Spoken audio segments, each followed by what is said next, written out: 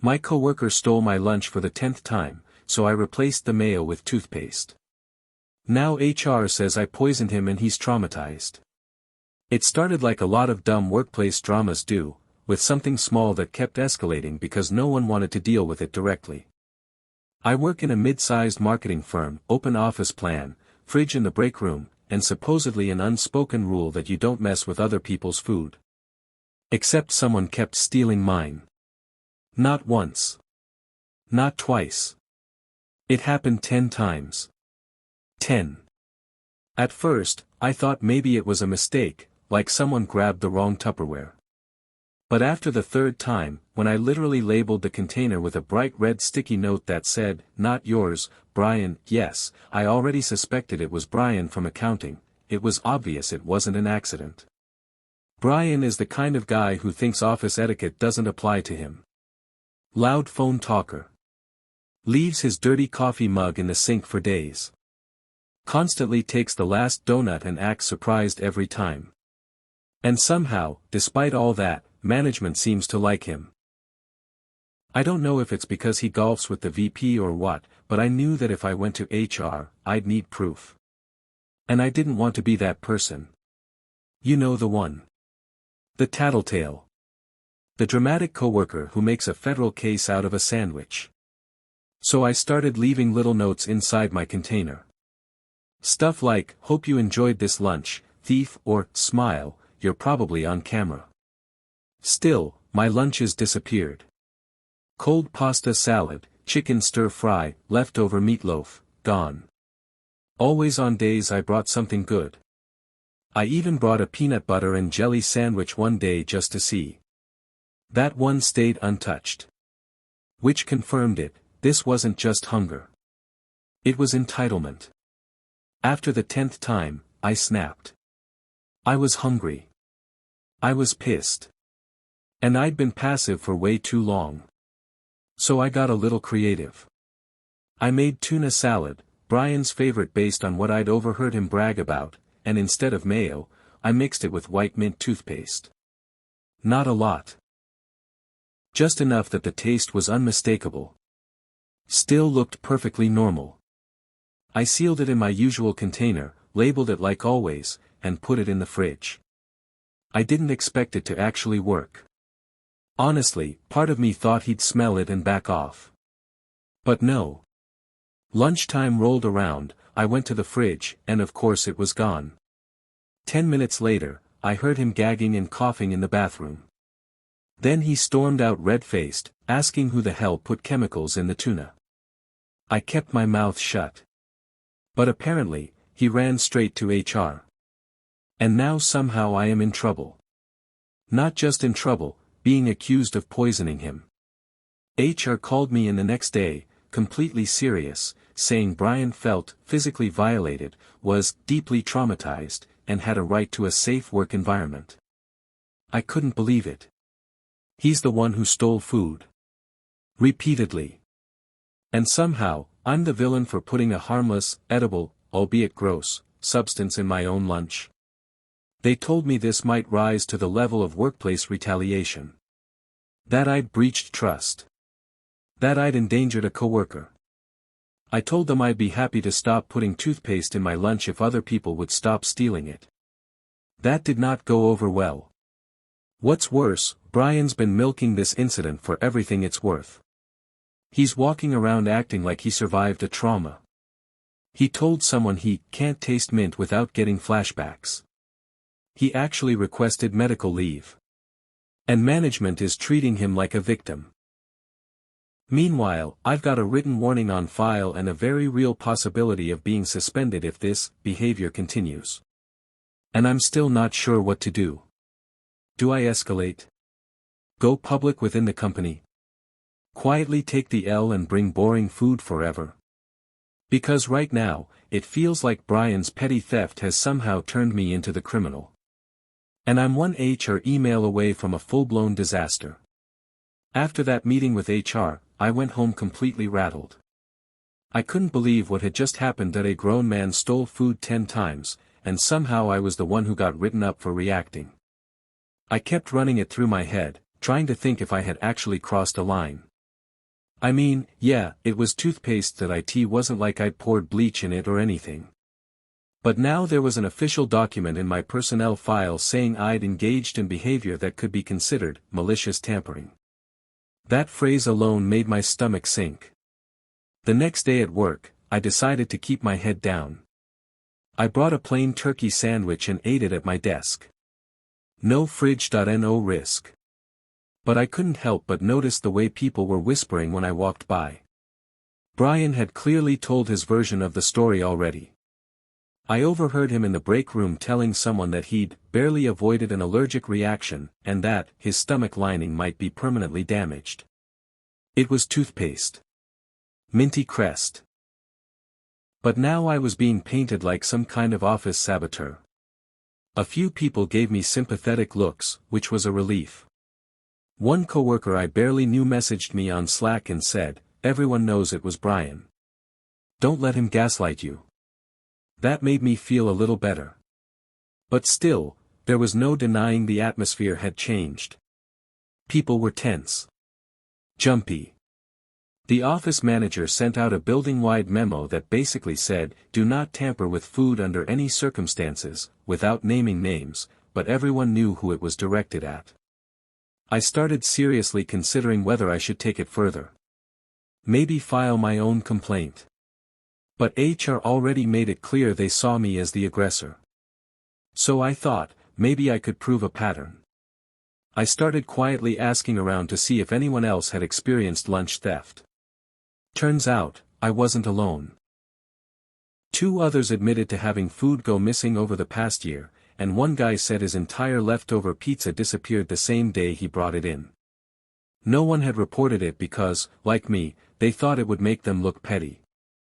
I realized then that this wasn't just about food, that it was about boundaries and respect, and how some people in offices are allowed to skate by on charm or connections while the rest of us have to walk on eggshells. Brian felt entitled to other people's food. He literally told someone it was, like a perk of the job, once, half joking. The more I thought about it, the angrier I got. Still, I didn't want to give HR any more ammo. So I did something I probably should have done a while ago. I bought one of those tiny spy cameras off Amazon, discreet, motion-activated, disguised as a phone charger. I installed it discreetly in the break room on a Thursday evening when I knew I'd be working late and the office was nearly empty. My goal wasn't revenge. It was evidence. I didn't tell anyone, not even the coworkers who'd commiserated with me, that I just wanted a quiet record of what really went on in that fridge. By the time Monday rolled around, I was tense but hopeful. I had set the camera up perfectly to get a clear view of the communal fridge and the counter near it. I brought a labeled lunch again, this time a leftover pasta dish with my name on 3 sides of the container, just to drive the point home. I even put a sticky note that said, "Please do not touch. This belongs to Rachel." It was passive-aggressive, sure, but I was beyond subtlety now. I checked the footage when I got home that night. Scrolling through the video felt surreal. Most of it was boring, as expected, people popping in and out, making coffee, chatting. But around 12:17 p.m., there he was. Brian. He walked in casually, opened the fridge, scanned it, and picked up my container like it was his. No hesitation. No shame. He looked around quickly, then shoved it into a canvas tote bag and walked out like nothing happened. No reheating, no questions. The next day, I brought in another decoy lunch, this time with a different dish, chicken curry and rice, and repeated the process. Same label. Same note. Same setup. At 12:22 p.m., Brian struck again. This time, he even paused to sip from his coffee while holding my container, like he was grocery shopping. I had 2 solid days of footage now. I didn't go to HR right away. I wanted more. I figured 3 examples would be hard to ignore. So I set it up one more day. Same routine, and once again, he took it. That was it. 3 days. 3 thefts. All on video. I pulled the clips together, labeled them by date and time, and compiled a short document outlining the timeline. Then I scheduled a meeting with the same HR rep who had written me up.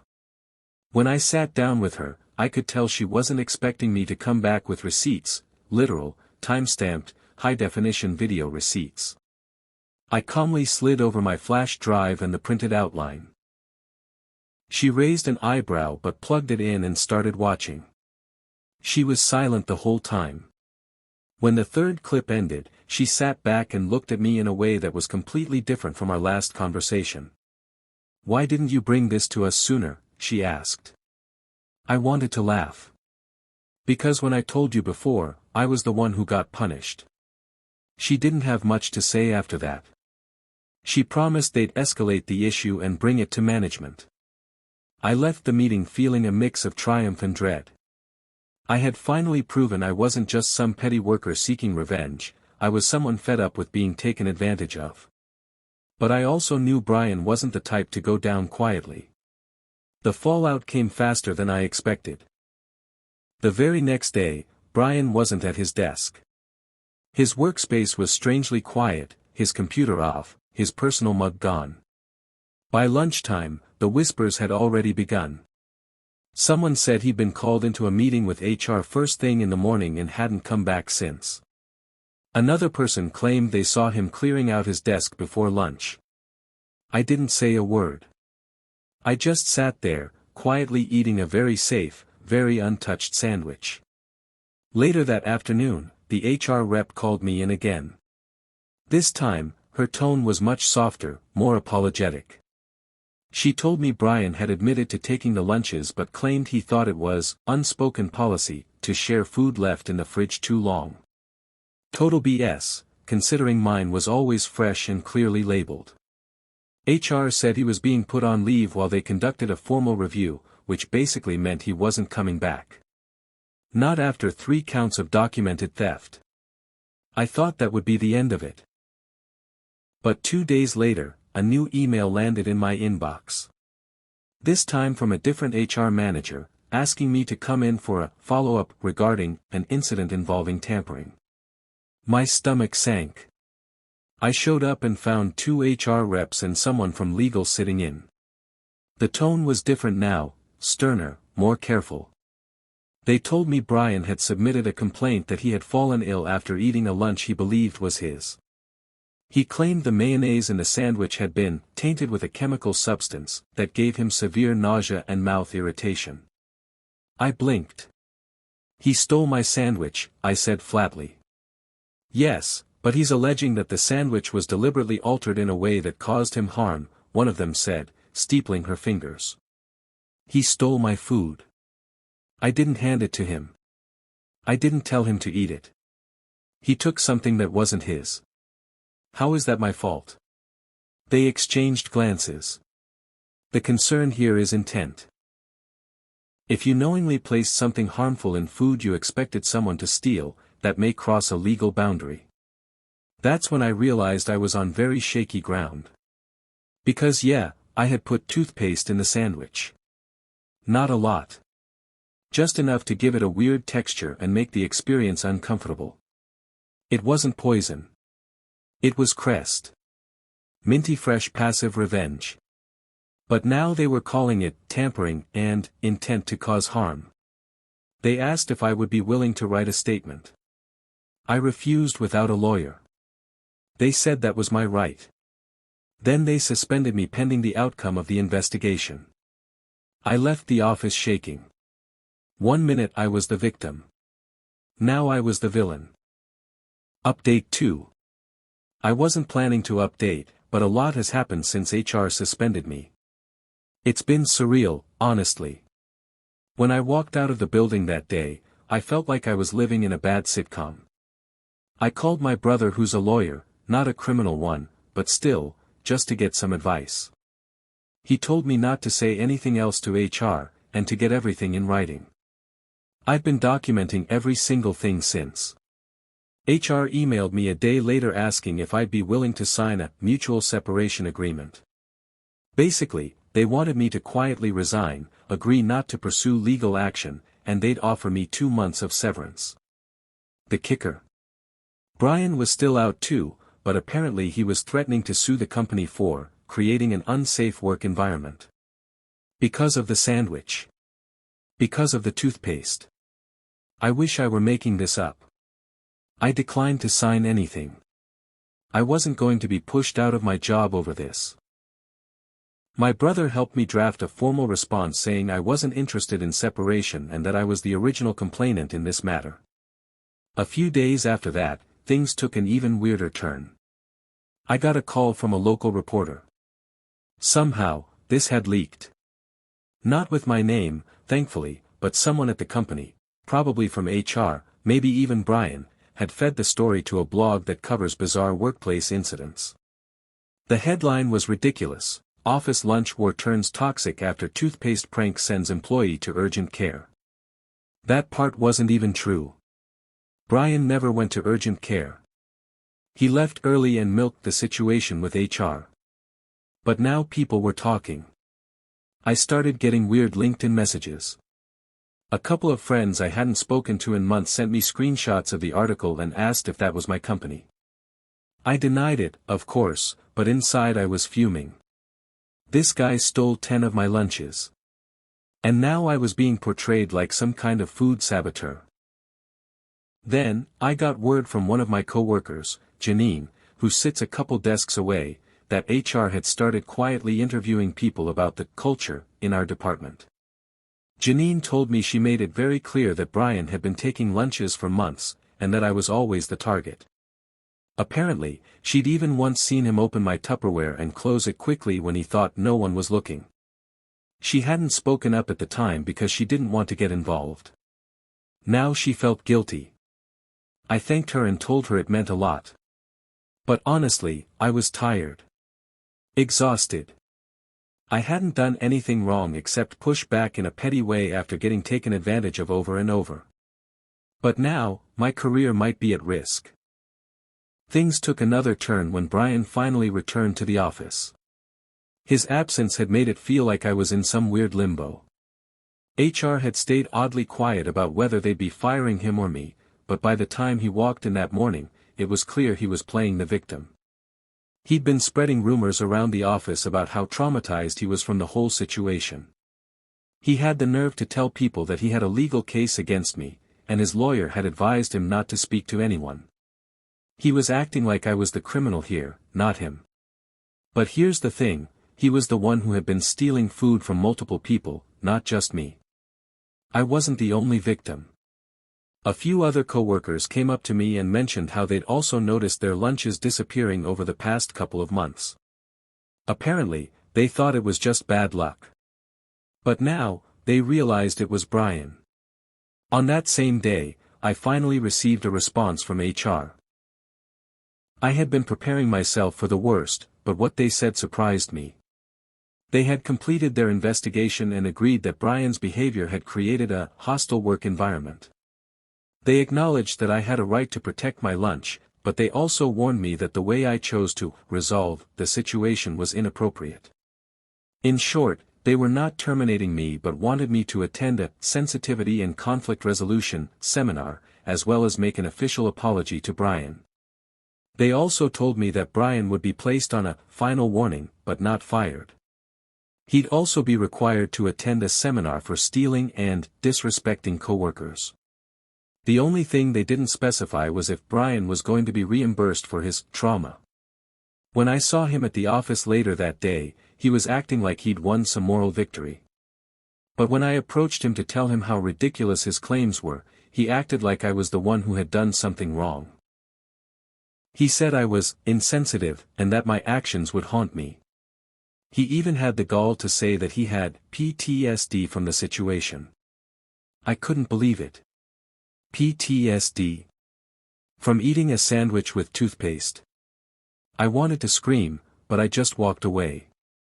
I had better things to focus on. The next few days were filled with more tension. My coworkers, who had once been my friends, started treating me differently. It felt like everyone was walking on eggshells around me. Brian was still sitting in his cubicle acting like nothing had happened. I could tell he was enjoying the attention, basking in his victimhood. But honestly, I was too tired to care. As for me, I went to the sensitivity training and learned nothing I didn't already know. I wasn't about to apologize for standing up for myself. A couple of weeks went by after the sensitivity training, and things in the office started to settle back into a routine, but the tension never really went away. I found myself second-guessing everything I did at work, constantly wondering if I was walking on eggshells around the same people who used to be my friends. Some coworkers still quietly gave me side-eye, others tried to avoid me, and a few, like Janine, reached out with genuine apologies for not speaking up sooner. But the real kicker came when Brian came to me one day, out of the blue, and asked to talk. He was standing by my desk, looking like he'd just won a prize, and I was already dreading whatever was coming. He said it was important, and I had no choice but to listen. "I'm filing a formal complaint," he said. "You've made my life hell ever since this incident, and you need to be held accountable." I stared at him blankly. Was he serious? He was the one who stole my lunch 10 times. I had made one stupid decision to retaliate, and now I was being blamed for the entire fallout. It didn't make sense. "What exactly are you complaining about?" I asked. "You're the one who stole my food and then blew everything out of proportion with your trauma story." Brian shook his head like I was the unreasonable one. "You don't get it, do you? I can't even look at food the same way now. I'm paranoid, I can't eat anything without feeling sick. You ruined my trust in food." I was starting to lose patience, but I didn't want to make things worse. "Brian, I'm sorry you feel that way, but that's not what happened. You chose to take something that wasn't yours. You could have asked for food if you wanted it. But instead, you took from people who were just trying to do their job and have their lunch. I didn't poison you. I didn't harm you. I just did what anyone would do after being stolen from repeatedly. And honestly, I think you should be ashamed of how you've been handling this." He stood there for a few moments, looking at me with a mix of anger and disbelief. Then he finally spoke. "Fine," he said. "You'll regret this." That was the last time we spoke. Not that I was expecting to ever talk to him again, but after that interaction, I was pretty sure it was over between us. However, things started to take an unexpected turn when I received a letter at home, about a week later. The letter was from Brian's lawyer, stating that he was formally pursuing a civil case against me for emotional distress, defamation, and a claim of physical harm resulting from tampering with his lunch. The whole thing was laughable, but it also felt like a punch in the gut. Was I really going to end up in court over a sandwich? A prank that had escalated into a legal nightmare? I immediately called my brother, the lawyer, who told me to stay calm. He assured me the case would likely be dismissed since there was no evidence of malice on my part, but the fact that Brian had taken this route still left me shaken. I couldn't believe what was happening. The whole thing felt surreal. It was a ridiculous situation that somehow spiraled into a legal issue. I was sitting there, reading the letter from Brian's lawyer, thinking about how this all started from something as trivial as a stolen lunch. A prank. And now, it was threatening to turn into a full-blown legal case. I sat down with my brother, who was doing everything he could to reassure me. "It's going to be fine," he said. "There's no case here. No judge is going to take this seriously. But you need to be prepared for the possibility that Brian will drag this out for a bit. He's playing the victim, and some people feed off that drama." The more I thought about it, the more I realized how true that was. Brian wasn't someone who cared about doing the right thing. All he cared about was making sure he came out looking like the innocent party, no matter how many people he had to throw under the bus to get there. I couldn't let him get away with this. So, I started collecting every email, every message, every piece of evidence that showed Brian had been stealing from me and others in the office. I even reached out to some coworkers who had witnessed the whole lunch theft situation over the past few months. I was determined to show that his claims of emotional distress were nothing but a smoke screen for his own poor behavior. The more I prepared, the more I realized how much this whole ordeal had affected me. It wasn't just about lunch anymore, it was about the way Brian had manipulated the situation and turned everyone against me. I had become the villain in a story that should have never even gotten this far. I started to dread going to work every day, wondering what new tactic Brian would use to make me look bad. He wasn't coming to work with the same smug attitude anymore, but he was still planting seeds of doubt in people's minds, trying to twist the narrative. Then, out of nowhere, I got a call from HR. They were concerned about the legal proceedings and wanted to discuss the situation with me. I immediately started to panic, but my brother, who was always the calm one, told me to stay collected. I had nothing to hide. I was the one who had been wronged here, not Brian. When I got to HR's office, they told me that Brian had submitted a formal request to have me suspended pending the outcome of the case. I could feel my blood pressure rising. Was he really going to do this? Was I really going to lose my job over something as petty as a prank gone wrong? They told me they weren't going to suspend me, but that I should be aware of how this situation might affect the team's dynamics. They told me that while they didn't condone Brian's actions, they were obligated to consider the legal side of things. It felt like they were trying to paint me as the problem here when, in reality, Brian was the one who had escalated everything. After the meeting, I couldn't stop thinking about what HR had said. I didn't know how much longer I could keep this up. The stress was taking a toll on me, and I had no idea how much longer I'd be able to deal with the constant drama. The situation had become a constant cloud hanging over me, and I could feel the weight of it every day. I was trying my best to focus on work, but the whole office was starting to feel like a battleground. Every time I looked at Brian, I could see the smugness in his eyes as he acted like the victim, and I hated it. I couldn't believe that the same guy who had repeatedly stolen my lunch was now portraying himself as some innocent, traumatized soul. I didn't let up though. I kept gathering evidence, documenting everything. I reached out to more coworkers who were willing to stand by me, offering written statements about how Brian had stolen food from the office fridge and even once eaten something that wasn't his without asking. I was ready to fight this, because it wasn't just about a prank anymore. It was about clearing my name and holding Brian accountable for his actions. Meanwhile, Brian kept pushing forward with his ridiculous claims. He even started telling people that he had developed a phobia of food because of what happened. It was mind-boggling. The lengths he was going to in order to paint me as some kind of villain were infuriating. He made sure everyone knew how traumatized he was, even going as far as telling people that he had lost his appetite and couldn't eat lunch in the office anymore. I couldn't believe how far he was willing to go. The legal situation continued to drag on. There were meetings with lawyers, paperwork, and more back-and-forth emails. It was exhausting. Brian's lawyer tried to twist everything, including my past actions, to make me out to be some kind of serial food tampering villain. But I knew that all I had done was stand up for myself, to push back after my repeated lunch thefts. The real turning point came when we had a final meeting with the company's lawyer. I walked into that meeting, knowing that I had done everything in my power to protect myself. And when the lawyer started reviewing the evidence, he paused, then looked directly at me and said, "You're in the clear." He confirmed that Brian's claims were flimsy at best and that they had no legal standing. He also mentioned that the company was going to issue a formal warning to Brian about his behavior. It was a relief to finally hear that someone was taking action. But, as the lawyer pointed out, it didn't necessarily mean the drama was over. Brian was still going to drag things out, but at least now, I knew I had the law on my side. I walked out of the meeting feeling a little bit lighter. But I knew this wasn't the end of it.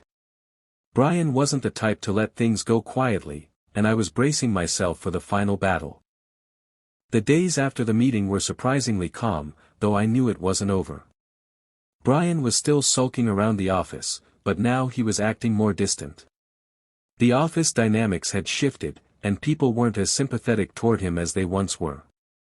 It seemed like the evidence had turned the tide in my favor. Then, out of nowhere, Brian came up to me one afternoon. He looked a little defeated, which I couldn't help but notice. "Hey, can we talk?" he asked, his tone a lot softer than I had ever heard it. It felt strange, and I was hesitant, but I agreed. We stepped into the break room, and I waited for whatever this was going to be. He stood there for a moment, looking unsure of himself. "Look," he started, "I've been thinking a lot about everything that's happened, and I just wanted to say I'm sorry. I shouldn't have dragged this out like I did. I realize now that I took things way too far, and I guess I just wanted to avoid looking like the bad guy." I couldn't believe my ears. Brian, the guy who had made me the villain in all of this, was actually apologizing. It was confusing, but honestly, part of me was relieved. I wasn't about to forgive him just like that, but hearing him acknowledge the mess he'd made felt like a step forward. "Thank you," I said cautiously. "But you can't just apologize and expect everything to go back to normal. You need to own up to what you've done.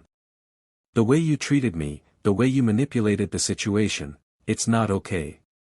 He nodded, clearly understanding. "I get it. I will. I'm going to work on fixing this. I'm not expecting you to trust me right away, but I'll try to make it right." I didn't know if Brian would really change, but for now, I could finally breathe. The legal threats were over, the company was taking action, and while Brian's apology didn't fix everything, it was a start. The whole ordeal had been draining, but in the end, it was a lesson in standing up for myself. After everything had settled, I went back to my regular routine, though it felt like a weight had been lifted off my shoulders. The office, while still a bit awkward, was finally back to some semblance of normal. As for Brian, he never stole my lunch again. And while we didn't become best friends, at least we were able to move forward with a little more respect for each other. What do you think? Tell us in the comments. Like the video and hit the subscribe button for more Reddit stories.